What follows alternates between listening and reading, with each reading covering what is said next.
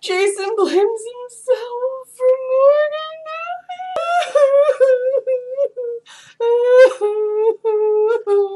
Wow.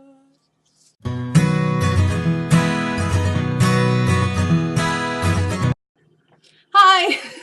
It was heartbreaking to see Jason like, is he the only one to blame though? Is Sonny the only one to blame that Morgan blew up in the... Yeah, it was a mess. It was really sad. Yeah, it was really sad for me. I couldn't deal with it. Poor Jason's the last person we need to worry about blaming. But he was like one of the only people who didn't blame himself. Kind of. I don't know. It's cool. So yes, General Hospital rants, reviews, and reviews. My silly butt over here. How are you? Yeah. I just minutes ago got done watching this episode. Really good. Nell didn't sleep with Sonny. I'm shocked, actually, a little bit. And she came in that bedroom, and I was like, he is about to tackle her down, and that's going to be it. But it didn't happen. I was happy to see that. Some good Carly-Jason action, you know, best friends and all that kind of thing. I love her house. Carly's house is always gorgeous, so I don't ever complain with reasons to go back to her pretty house. Something that happened, a nice plot point that I wasn't expecting. We don't know who came after Bobby and Lucas. What? I didn't think about that. Because, yeah, every time Paul was reciting off who he killed and why, Bobby wasn't on that list at all. Because he wasn't after her. They didn't. I'm glad they spit that out because I... right over the head. I didn't even notice it. You know, we haven't seen Lucas in a while, but neither here nor there. But yeah, so that's fun. Thoughts? I'm back to Nell, though. Nell's not innocent. I think it's Nell, and Franco thinks it's his mom, which is interesting. How would she have the reach or the desire to go kill Bobby? What did Bobby do to Crazy Town, Heather? Why? I don't get that one. But, not the point. I don't care. Doesn't matter. TJ and his uncle. TJ and that baby face of his. He's so cute. TJ thinks he's investigating Sonny. That, you know, Curtis is investigating Sonny. For Sonny. Investigating the bomb for Sonny. That. Yeah, that. Not for Julian, but that kind of, it was nice to see TJ have like a sigh of relief moment, you know? Okay, cool. If Mr. C is having him investigate this, then obviously it wasn't him. And I feel like that gave him a good bit of peace, considering he was also blaming himself, along with half of the town. Tracy was met with a very interesting proposition from Lucy. Lucy's dress, gorgeous, by the way. Loved it. She's so thin and pretty. Like, not pretty, but like pretty. Pretty. You know, her face is kind of weird. I don't like her eyes are like really sunken. It kind of bothers me because all that makeup. But not the point. Lucy says, hey, Tracy, why don't you buy the hospital? That'd be quite a thought, but you know, them Quartermain's got the bucks for it. I would like to see that. That would be a good way to keep them on.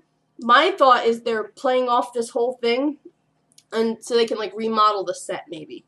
Because a lot of times a place will go out for a while, like the Metro Court did, and then next thing you know, it's like all done up and revamped and restyled, remodeled. Gorgeously, usually. I wasn't in love with the most recent Metro Court change, but it's grown on me, so whatever. I barely remember the old one, so.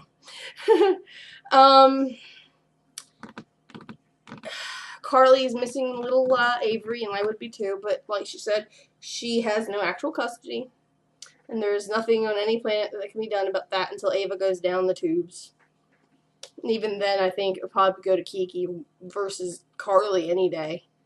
I assume, unless they stay married, Sonny and Carly. But I don't know how that's going to go.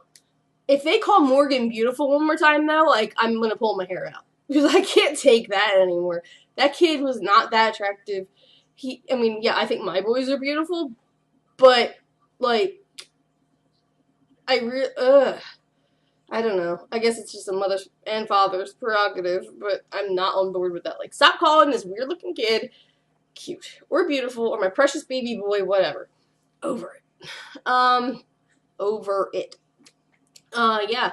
So, yes, I'm trying to think. I had more points than that. I'm thinking Nell did the thing. Nell did the, excuse me, the, Bobby and Lucas thing. And she might be on Jax's behalf. That's possible, because I do think she's related to Jax in some fashion. But she's either acting on Jax's behalf, or she's out to get Carly as revenge from someone else in the past. She wronged a lot of people. She slept with her mom's husband. She's done all kinds of terrible things. Carly did. A lot of the young soap opera girls do that kind of stuff. Sam was that way. Carly's that way. Nothing new, you know. So I think someone... Remember a couple years ago when Maxie came home with that weirdo Australian fiance guy who was like a plant from someone her mom had relations with for like half a minute? I think it's something like that. That's what I'm expecting. It would be very interesting if that was the case. A little soon to redo the same storyline, but who knows? Back to the episode. Yeah. Julian is a complete wreck. I hate him. I hate him so much. He's a mess of a man. He's like, oh, Sonny, we should make amends. We should be friends. Just for the sake of Morgan, we should stop the bloodshed. Blah blah blah. Oh, hey Curtis, yeah, we're gonna hit him where he's hard. He's weak. Like, really? I don't get it. I'm not there. I'm sorry, I'm just not there. But I'm not surprised. I'm not saying I'm surprised. But so yeah, no, the new big thing is, hey, who went after Bobby and actually hurt Lucas in the process? I'm thinking it's something to do with Nell, something to do with, I don't know. She's involved somehow. Like, you can't tell me different. I'm a mess with that. I had a theory, and I never got around to making my video yesterday. I'm sorry about that. My theory is somehow, I'm going back to the baby, Charlotte, Claudette's baby. Claudette, and I'm not 100% worked out on how this is going to rock, and maybe it'll just come to me as I'm spitting it out. Okay, so Claudette has a baby, right, Charlotte, little cutesy Charlotte. She pulled out a piece of hair out of the blue. Who knows whose hair it was? Who knows how she got it to match up? I don't know anything of that. We'll probably hear that later. But she's involved with the Cassadine. Lulu, from all accounts that I'm hearing, has a baby out there somewhere with Stavros, who is a Cassadine. I'm thinking that Charlotte might be Lulu's baby, and that Claudette is there under Valentine's watch or orders. And I don't know, or she got the baby from him somehow, maybe, and she's using it to get Nathan back and just screw everything up with that. But somehow, like, that's really going to be Lulu's baby. Lulu's embryo. And Lulu's going to go back to the island pretty soon, from what I hear. Excuse me. That's what I'm thinking it is. But don't hold me to that. I'm not sure.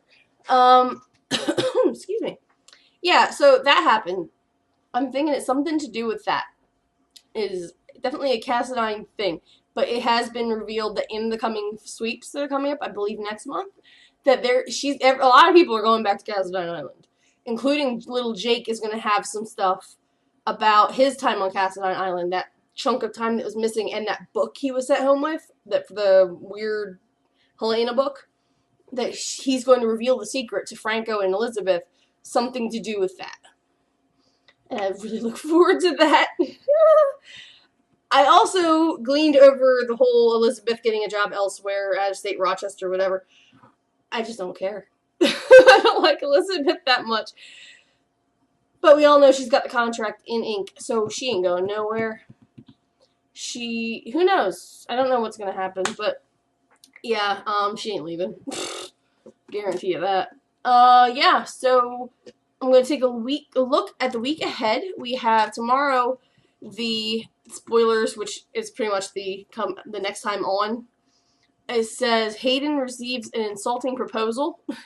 I'm willing to bet that's probably that business card she got. They probably think she's like a hooker or something.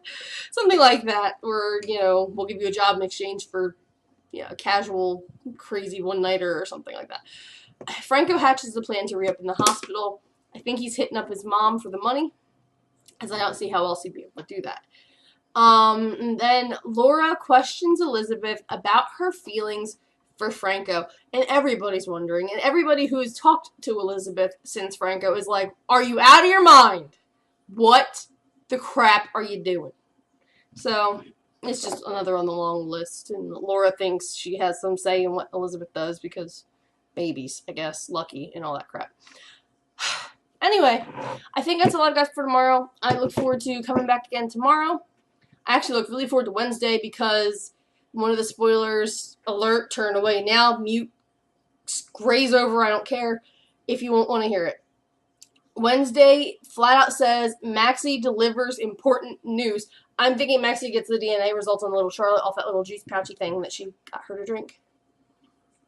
Because later on it says that Claudette's really mad about something, and I'm like, who the daddy? Who's the daddy?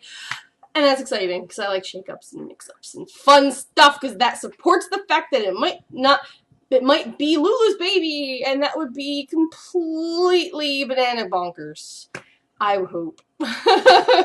Mix it up, yes! Alright, with that, I will see you all tomorrow. Till then, bye.